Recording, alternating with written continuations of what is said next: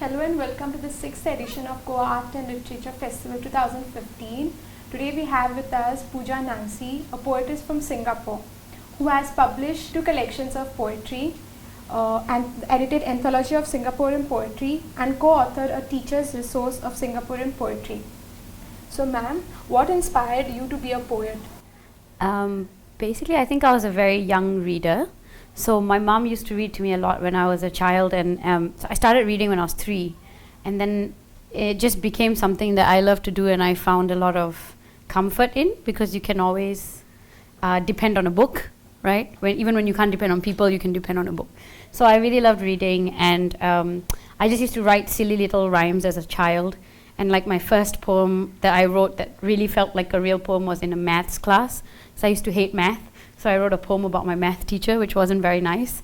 And so I thought, oh, this is kind of fun, I can do it. And then I just started writing poetry for myself, really, in lots of like notebooks, which I used to keep under my bed, and I didn't want to show anybody.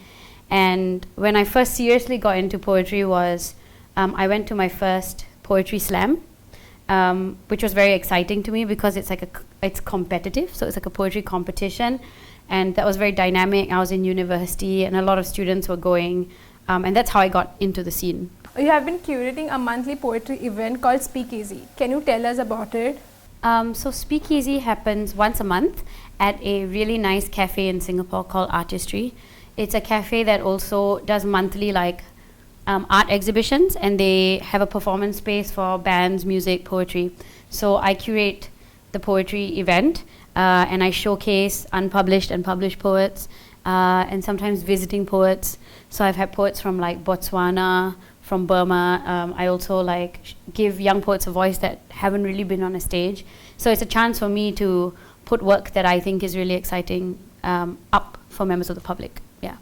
You run the Singapore chapter of Burn After Reading for young emerging poets. What works do you undertake? Burn After Reading is a collective that started in London by a poet called Jacob Sam LaRose, who is one of my mentors. And so he suggested starting a Singapore chapter. So basically what it is young poets or aspiring poets between the ages of 16 and 23. They get together once or twice a month. They critique each other's work. They put up events where they host poets that they admire and interview them for other youth to have access to these poets.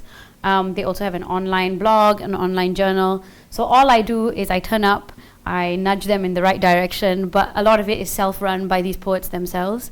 So I'm just merely there to advise and be sort of an invisible guiding light. Yeah. So how is the response from the youth? It's great. Currently we have about 30 members in the collective.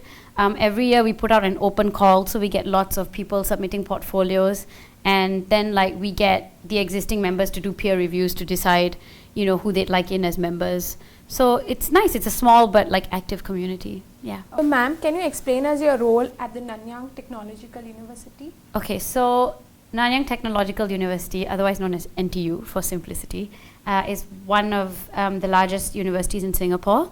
They're the only university that offers a minor in creative writing in Singapore. So they've paired up with the National Arts Council to create a writer-in-residence position. So they have international and local writer-in-residences.